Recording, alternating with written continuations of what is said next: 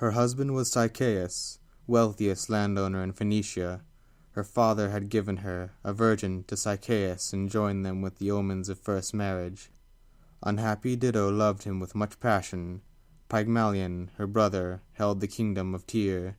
Beyond all men he was a monster in crime.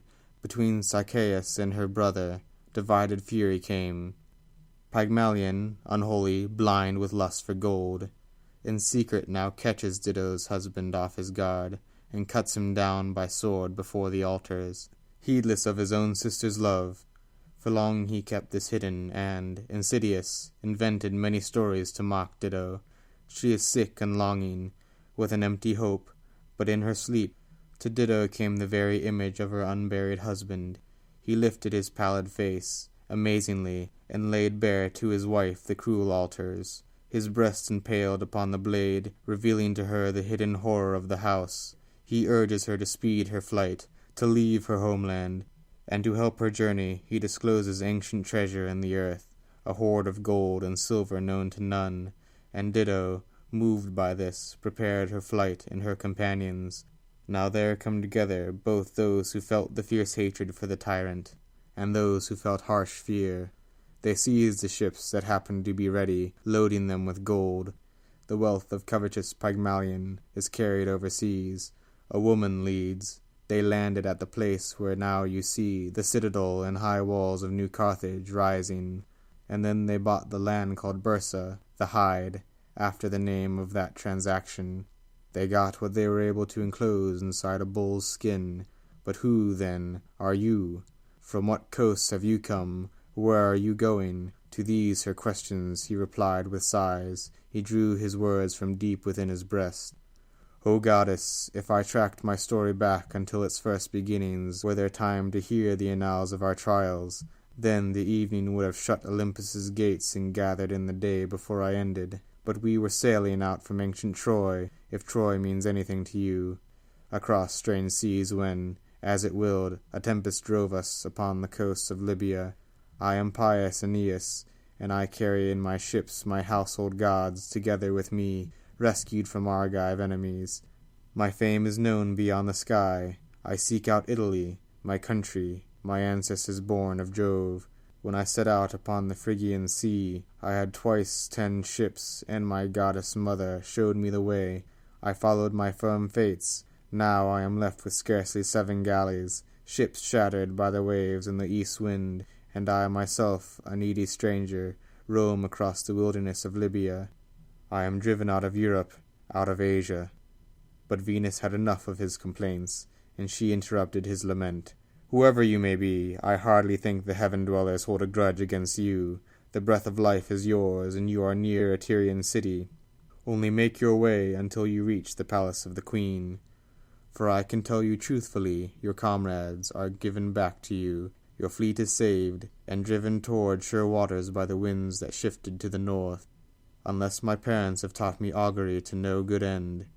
Look there, where you can make out twice 6 swans, that gladly file along, whom once the bird of Jupiter had scattered, swooping down from upper air into open sky, and now, in long array, they either seem to settle down or else to hover, waiting and watching those who have already landed, and just as they, returning, play with rustling wings, as they wheel about the sky and cruise, and give themselves to song. Not otherwise your ships and yous are either in the harbor, or near its mouth with swelling sails. Only move on and follow, where this pathway leads.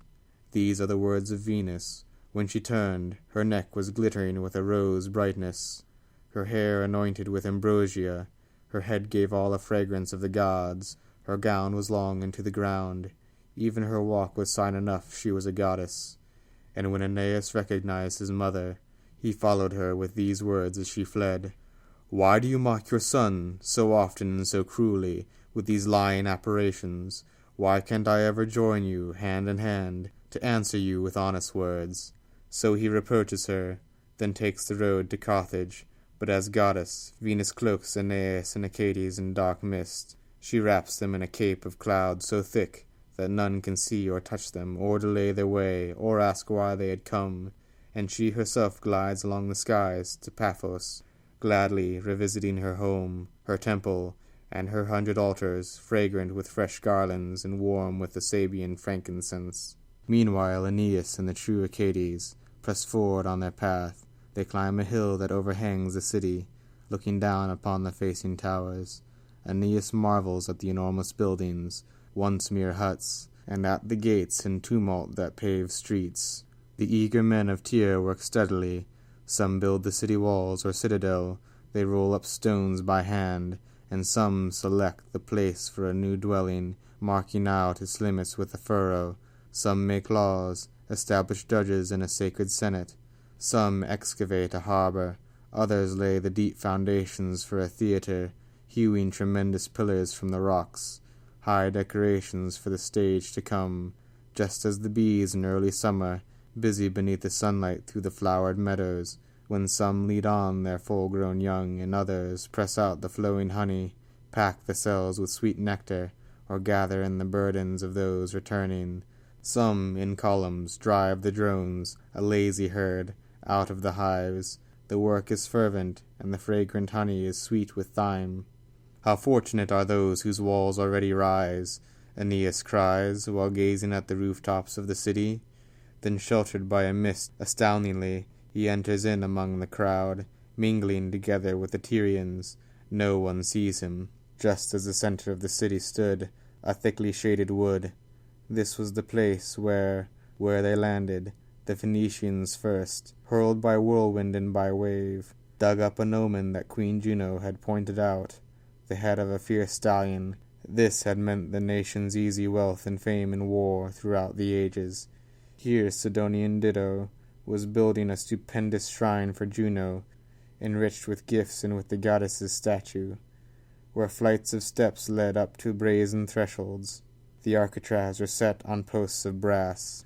The grating hinges of the doors were brass. Within this grove, the sights so strange to him have, for the first time, stilled Aeneas's fear. Here he first dared to hope he had found shelter, to trust more surely in his shattered fortunes. For while he waited for the queen, he studied everything in that huge sanctuary, marveling at a city rich enough for such a temple, at the handiwork of rival artists, at their skilful tasks. He sees the wars of Troy set out in order, the battles famous now through all the world, the sons of Atreus and of Priam, and Achilles, savage enemy to both. He halted. As he wept, he cries, "Achates, where on earth is there a land, a place that does not know our sorrows? Look, here is Priam, here too the honorable finds his due, and there are tears for passing things, here too, things mortal touch the mind. Forget your fears, this fame will bring you some deliverance." He speaks. With many tears and sighs, he feeds his soul on what is nothing but a picture. He watched the warriors circling Pergamus. Here routed Greeks were chased by Trojan fighters, and here the Phrygian troops pursued by plumed Achilles in his chariot. Nearby, sobbing, he recognized the snow-white canvas tents of King Rhesus, with his men betrayed, while still in their first sleep, and then laid waste with many dead by bloody Diomedes, who carried off their fiery war-horses before they had a chance to taste the pastures of Troy, or drink the waters of Xanthus. Elsewhere, young Troilus, he is matched unequally against Achilles, runs off, his weapons lost, he is fallen flat, his horse drags him on as he still clings fast to his empty chariot, clasping the reins, his neck, his hair trail on the ground, and his inverted spear inscribes the dust. Meanwhile, the Trojan women near the temple of Pallas, the unkindly, hair disheveled, sad, beating at their breasts as suppliants they bear the robe of offering, the goddess averts her face, her eyes fast to the ground. 3 times Achilles had dragged Hector round the walls of Troy, selling his lifeless body for gold, and then, indeed, Aeneas groans within the great pit of his chest, deeply, for he can see the spoils, the chariot, the very body of his friend, and Priam pleading for Hector with defenseless hands. He also recognized himself in combat with the Achaean chiefs, then saw the eastern battalions and the weapons of black Memnon. Penthesilea in her fury leads the ranks of crescent-shielded Amazons. She flashes through her thousands, underneath her naked breast, a golden girdle, soldier, virgin, and queen, daring to war with men. But while the Dardan watched these scenes in wonder, while he was fastened in a stare, astonished, the lovely-bodied Dido neared the temple, a crowding company of youths around her. And just as, on the banks of Eurotas, or though the heights of Cynthus, when Diana incites her dancers and her followers, 1,000 mountain nymphs, press in behind her, she wears a quiver slung across her shoulder, and as she makes her way, she towers over all other goddesses. Gladness excites Latona's silent breast. Even so, Dido, so, in her joy, she moved among the throng, as she urged on the work of her coming kingdom.